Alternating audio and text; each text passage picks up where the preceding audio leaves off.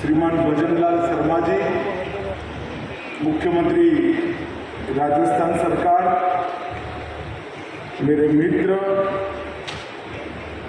और यहाँ से सांसद केंद्रीय मंत्री श्रीमान गजेंद्र सिंह शेखावत जी, जस्टिस संदीप मेहता जी, जस्टिस विजय बिश्नोई जी, श्री के बिश्नोई, मंत्री राजस्थान सरकार, श्री जोगाराम पटेल, मंत्री राजस्थान सरकार, अविनाश गहलोत, मंत्री राजस्थान सरकार, श्री मोतीलाल बोहरा जी, श्री विजेंद्र चौधरी जी, श्री अनिल बोहरा जी, श्री राजेश बोहरा जी। मिलने के लिए मैं दिल्ली से आया हूँ। ऐसी 85 साल की युवा समाज सेवी सुशीला जी को मैं 2 हाथ जोड़कर प्रणाम करता हूँ।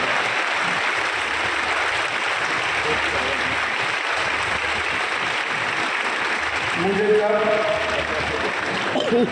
संदीप मेहता जी ने यहाँ आने का निमंत्रण भेजा तब, और जब अनिल बोहरा जी मुझे मिलने आए निमंत्रण देने तब, दोनों समय मुझे मालूम नहीं था कि मैं कितने बड़े काम में सम्मिलित होने जा रहा हूं और कितने बड़ी व्यक्ति से मिलने जा रहा हूं। मगर 2 दिन पहले जब मैंने कार्यक्रम की डिटेल देखी, सुशीला बोहरा जी के जीवन की अनथक सेवा की प्रवृत्तियों की जानकारी पड़ी, तब मुझे मालूम पड़ा कि मैंने काफी देर कर दी इस संस्था में आने में। मुझे बहुत समय पहले आया।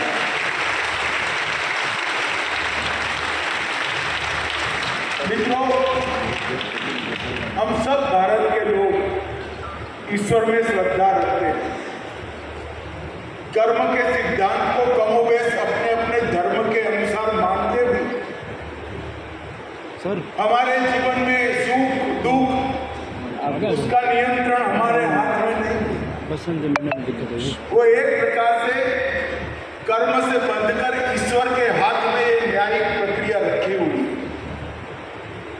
मगर मैंने देखा है व्यक्तिगत जीवन में जब दुख किसी पर अकल्पनीय तरीके से टूट पड़ता है, तब जीवन में निराशा, हताशा और कई बार बदले की भावना भी समग्र विश्व को देखने का अलग दृष्टिकोण खड़ा हो जाता है।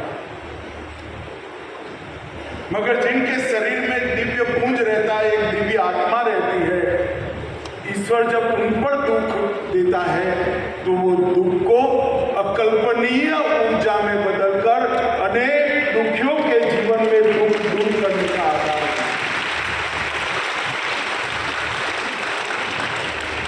और सुशीला जी की उपस्थिति में कहना बहुत संकोच हो रहा है, परंतु उनका जिस तरह का कर्तव्य भाव है, जिस तरह का जीवन कवन है, मुझे जरूर बताना चाहिए। सुशीला जी ने युवा अवस्था में ही पति खोने के बाद जो दारुण दुख उन पर ईश्वर ने थोपा, उस दुख से एक ज्योत जलाकर लाखों दुखियारों के जीवन में उजियारा भरने का काम किया। कई लोग सोचेंगे कि उनके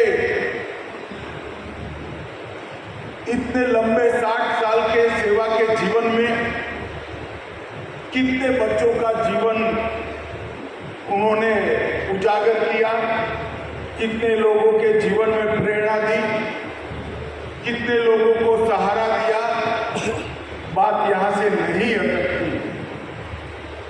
जब एक व्यक्ति अपने जीवन को सेवा कार्य में जोड़ता है और विशेषकर दिव्यांगों के सेवा कार्य में जोड़ता है, तब वो जीवन अनेक जीव को प्रेरित भी करता है और बहुत सारे लोगों को एक काम के साथ जोड़ता है।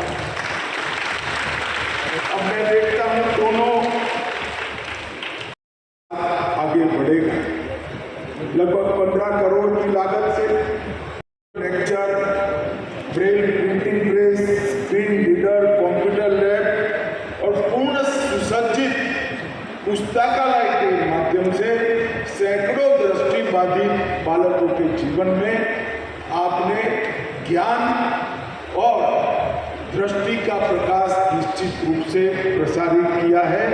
और कई सारे लोग सरकारी बैंकिंग, निजी क्षेत्र, अभी मेहता साहब ने कहा कि देश की सर्वोच्च अदालत में भी यही के विद्यार्थी ने आर्ग्यूमेंट कर जीरा करने का काम किया।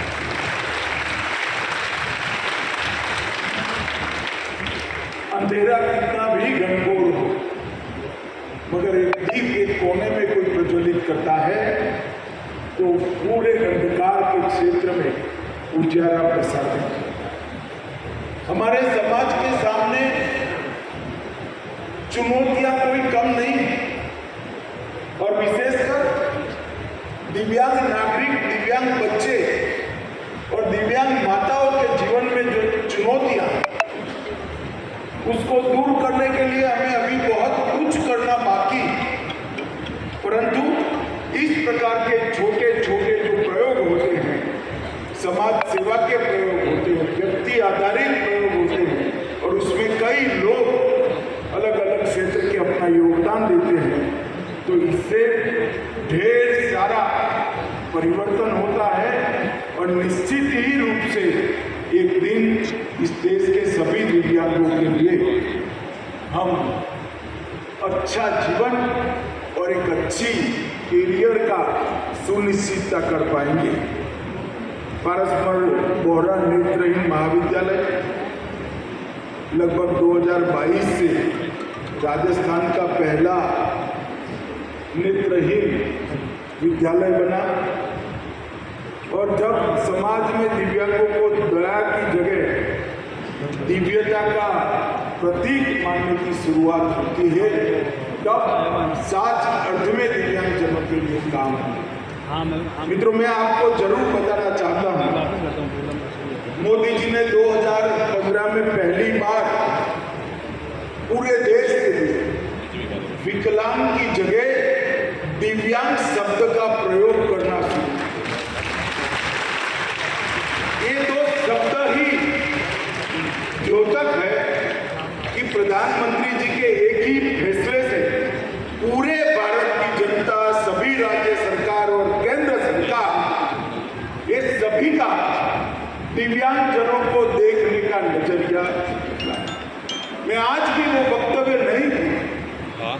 उन्होंने कहा था कि ईश्वर किसी को भी कुछ चीज नहीं देता है तो उसको सरवाइव करने के लिए कुछ चीज विशेष दिव्य होती है, और वो दिव्य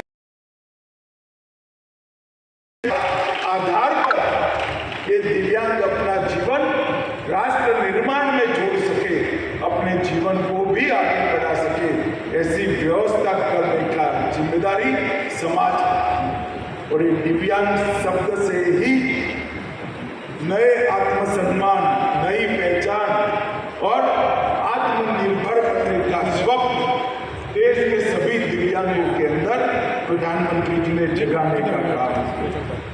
मैं राजस्थान की बात करता हूँ। मैं देवेंद्र झाझरिया को मिला था। एक खिलाड़ी, उसकी माँ के गहने भी बिक जाते हैं,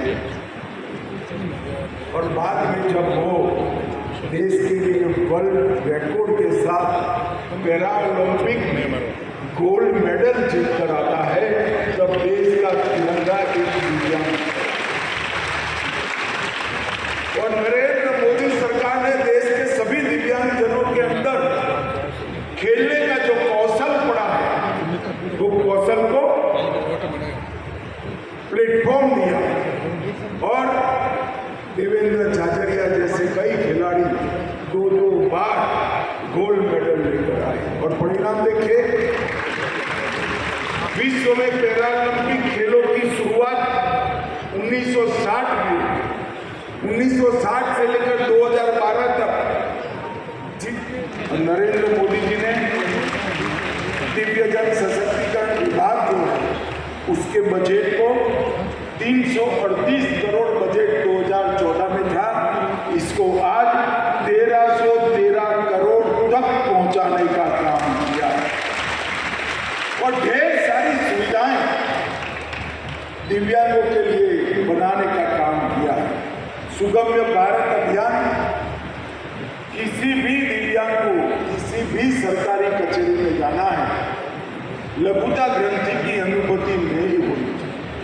1314 भारत सरकार के भवनों में 563 करोड़ रुपया खर्च कर दिव्यांगों के लिए उसको सुगम्य बनाया, वो सरलता से जा पाए ऐसी व्यवस्था की और इसके अलावे इनिशिएटिव लेकर तब मेहता साहब सर्वोच्च न्यायालय के न्यायमूर्ति हैं, इनका मान रखने के लिए मैंने हाँ बोला था।